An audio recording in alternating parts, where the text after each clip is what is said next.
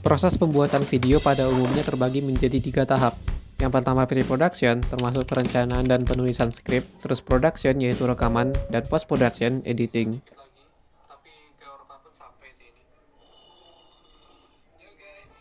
Atau untuk tipe video seperti vlog, kadang perlu rekaman dulu baru setelah itu ditulis alurnya sebelum editing.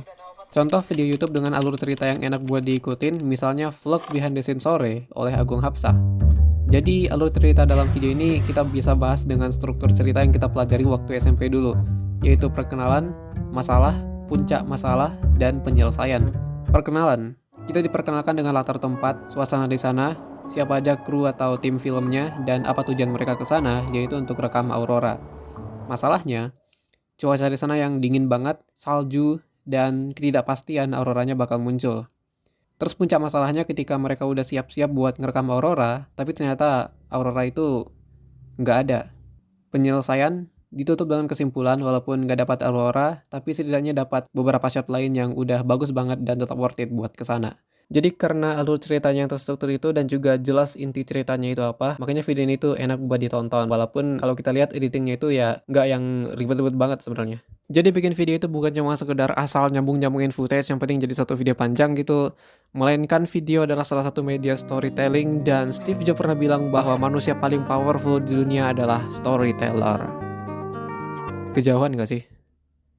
Ya udah langsung aja kita balik ke topik utama yaitu editing video, tutorial, video, tutorial video, video tutorial ngedit.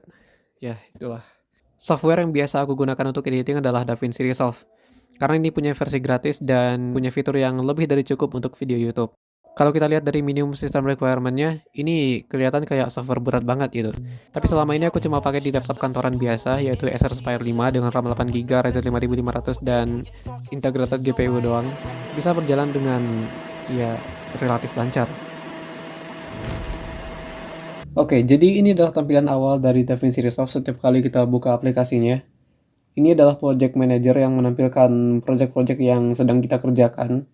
Atau kalau belum ada tinggal bikin project baru aja, klik new project di sini. Terus di sini kita bisa kasih nama. Terus di sini kita bisa ganti media location-nya, tapi di sini aku bakal ya biarin di sini aja. Langsung aja kita klik create. Oke, jadi kita udah masuk ke dalam DaVinci Resolve-nya dan di sini ada beberapa halaman. Yang pertama itu adalah halaman media, kemudian ada cut, terus ada edit, terus ada fusion, ini fungsinya untuk bikin visual effect, terus ada color untuk color grading, terus ada fairlight untuk audio dan deliver untuk export. Jadi pada video kali ini kita bakal bahas yang basicnya dulu, terutama media, terus edit, dan selebihnya kayak fusion dan color mungkin aku bakal contohin fungsi sekilasnya aja.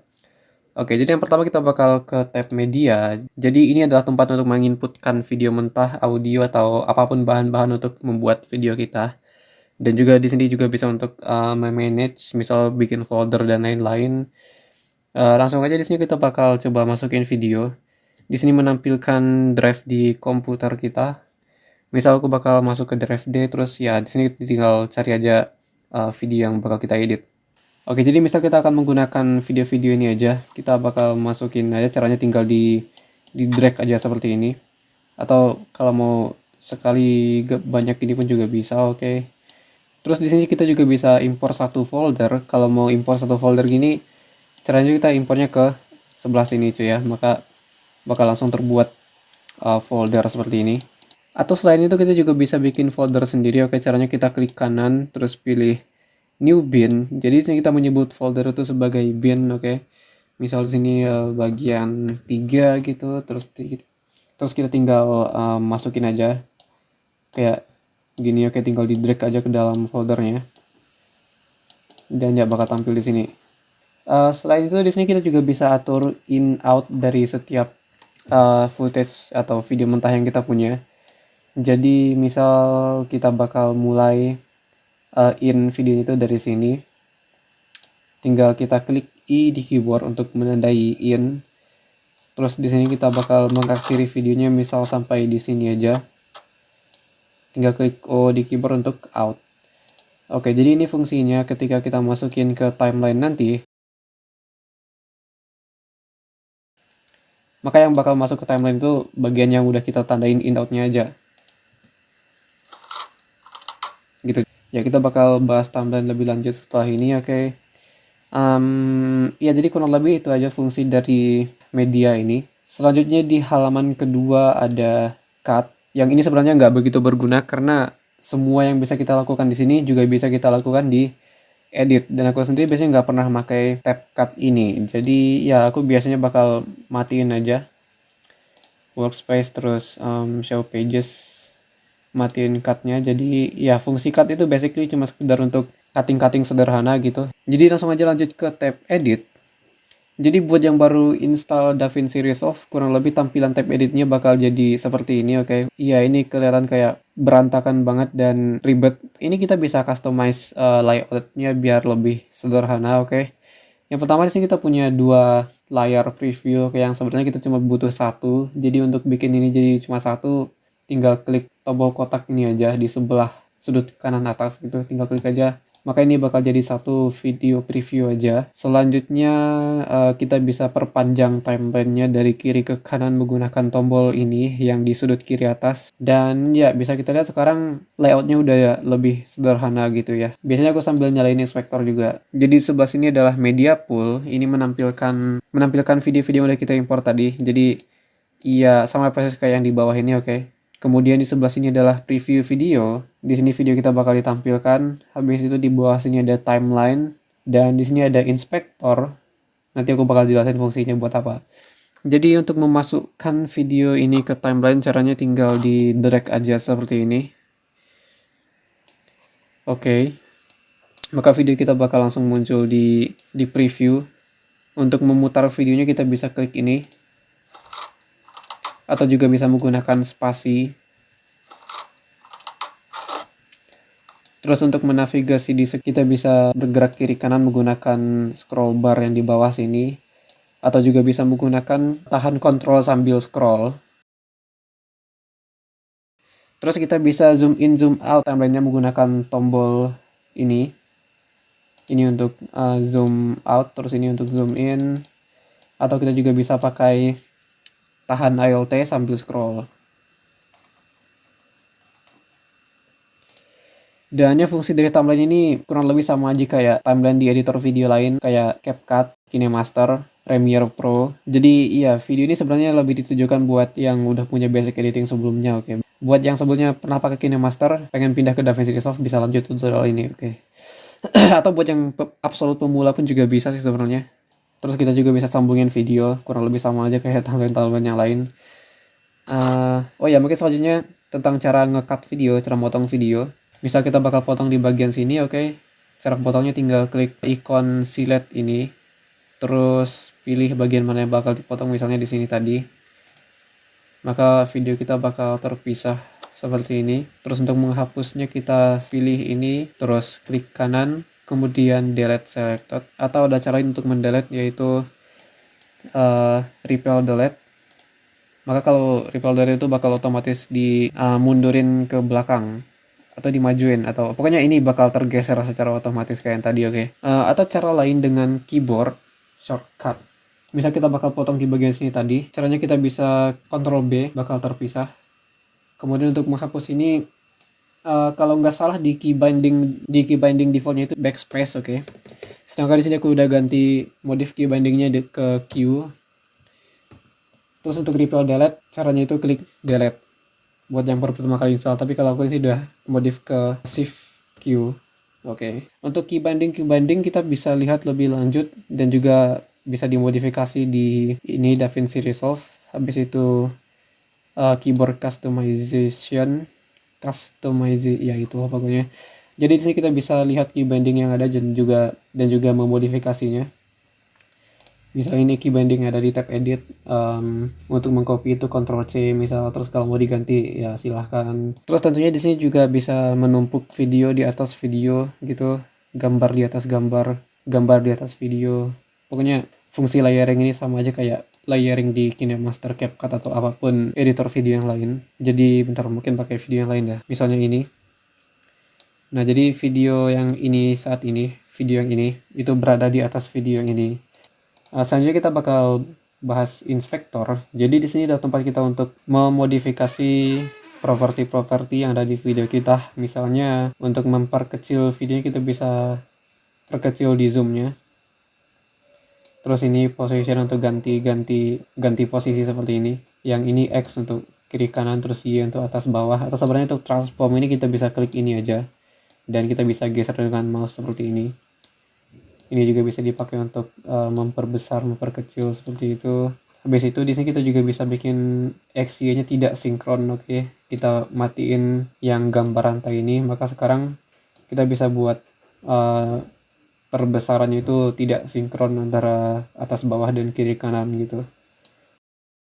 Nah, kita bisa lihat kalau footage yang kita punya ini agak goyang. Nah, jadi di inspektor ini ada juga fitur stabilization. Kita bisa atur seberapa kuat stabilisasinya. Di sini aku bakal atur di ya kurang lebih segitu aja. Terus klik stabilize. Ya, kita tinggal tunggu aja proses stabilisasi videonya. Oke, sekarang videonya bakal jadi lebih stabil gitu.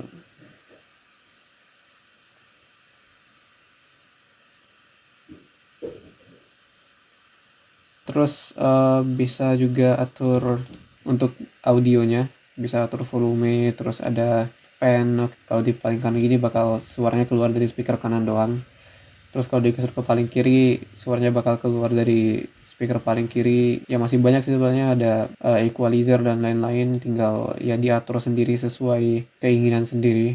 Kalau kita geser-geser ini kan, misal geser videonya gitu, audionya bakal ikutan kegeser ya.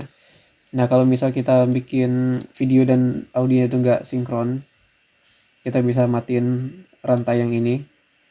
Sekarang kita bisa geser audionya doang, kayak kurang lebih begitu. Selain media pool, di sini kita juga bisa ganti panel ini jadi efek. Jadi di sini ada transisi untuk video, terus ada transisi audio, terus ada titles, ini untuk menambahkan teks. Kita bisa taruh teks di atas gambar seperti ini, di atas video seperti ini, atau juga bisa teks ini sebagai klip sendiri gitu. Nah, kalau gini semua backgroundnya bakal hitam. Di sini kita bisa ganti-ganti font.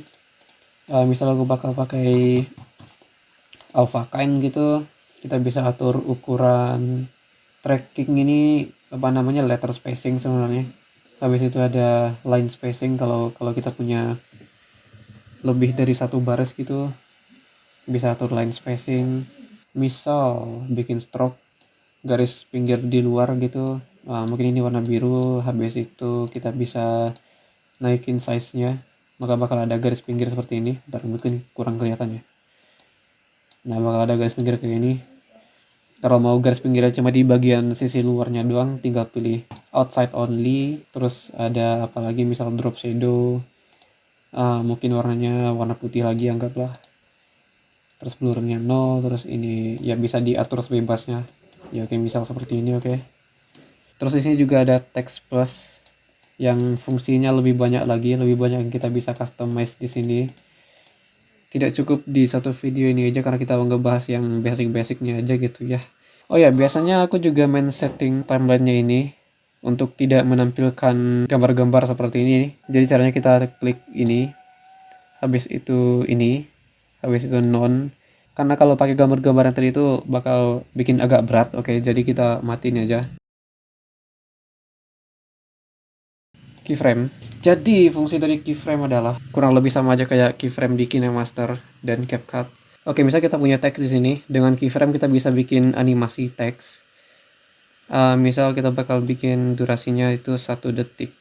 Ya, durasi 1 detik. Oke, kita bakal mulai kasih titik di misalnya di positionnya. Habis itu kita kasih titik lagi di sini. Ya, kita kasih lagi titik di sini, terus kita bisa geser ke misalnya ke kiri gitu, maka hasilnya bakal jadi seperti ini. Oke. Tapi ini masih agak kaku, dan untuk bikin ini jadi lebih smooth kita bisa menggunakan keyframe. Di sini mungkin kita bisa atur kayak misal kalau durasi animasi kelamaan, tinggal geser aja titik ini. Ya, buat yang udah pernah pakai keyframe sebelumnya di KineMaster atau di CapCut mungkin bakal udah ngerti gitu dengan penjelasan yang sangat tidak jelas ini. Untuk bikin lebih smooth kita ke keyframe curve, terus kita cari parameter yang tadi itu cuma position doang ya, position X. Oke, jadi ini kita bisa lihat kurvanya itu patah seperti ini. Untuk bikin jadi lebih smooth kita klik ini, habis itu ini, terus di sini kita bisa pilih is in, is out, is in, out. Kita bakal contohkan dengan is in aja, maka bakal jadi lebih smooth. Ntar kita tunggu rendernya dulu ya. Nah gitu. Kita bandingkan lagi dengan kalau nggak pakai is sama sekali. Ntar. Ini kan tadi kalau nggak pakai is sama sekali linear. Nah kalau bakal kayak tiba-tiba berhenti aja gitu. Nah gitu. Nah, di sini kita bisa langsung bikin efek fade in, fade out menggunakan titik putih ini. Kalau kita geser ke depan sini bakal jadi efek fade in. Oke. Terus kalau ini bakal jadi efek fade out. Maka ini bakal jadi crossfade. Nah, begitu. Oh ya, kalau rasanya ini tablet terlalu tebal, bisa kita punya banyak tumpukan video seperti ini, dan ya susah kalau balok-balok biru ini tebal gitu. Untuk bikinnya jadi lebih tipis, kita bisa tahan shift sambil scroll. Nah, jadi ini bakal jadi lebih tipis gitu. Kalau kita punya banyak track video ke atas, bakal mempermudah. Ya, jadi untuk tutorial dasarnya mungkin kurang lebih itu aja dulu, pengenalan user interface-nya, dan selebihnya bisa diulik sendiri. Oh ya, bentar, mungkin satu hal yang aku lupa kasih tahu, kita bisa klik P untuk preview full screen. Yap. Selanjutnya mungkin aku bakal kasih contoh dikit tentang color. Jadi ini adalah untuk color grading, kayak bisa atur saturasi, temperatur panas dingin gitu.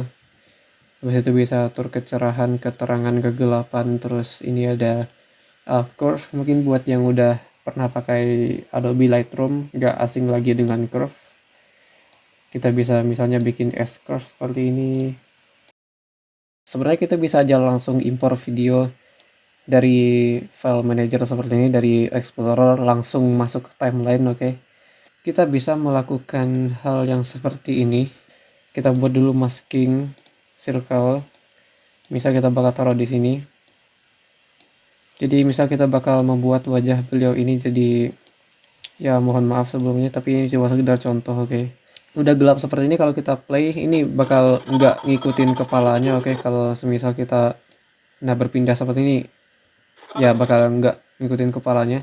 Jadi biar ini bisa ngikutin kepala beliau ini, kita bisa lakukan tracking, terus pilih tracking maju mundur. Tunggu aja, karena ini videonya panjang, jadi bakal panjang juga prosesnya.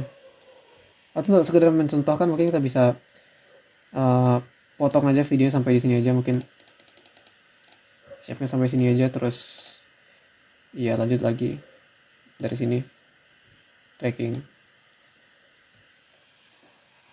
Nah, jadi dengan tracking ini lingkaran masking yang kita buat ini bisa mengikuti wajahnya secara presisi gitu.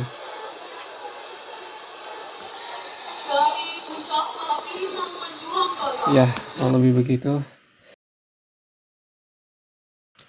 Nah, jadi fungsi Fusion itu adalah untuk membuat visual effect, open in Fusion page. Oke, jadi ini adalah note yang saya buat untuk ini. Yang pertama itu adalah tracking, ya biar ngikutin posisi keyboardnya. Habis itu ada median, ini efek apinya. Terus ada transform buat bisa mengatur letak dari api ini. Habis itu ada planar tracker, maksudnya planar transform. Jadi planar transform ini adalah hasil dari planar tracker yang tadi. Habis itu ada merger untuk menggabungkan antara video ini dan video aslinya, maksudnya ya video backgroundnya. Jadi wujud asli dari video ini itu adalah seperti ini. Sebentar, ini oke. Jadi ya beneran cuma video dengan video api dengan background hitam ditempel di atas ini gitu. Dan untuk menghilangkan background hitamnya kita ganti apply mode-nya ke screen. Nah, jadi hilanglah background hitamnya.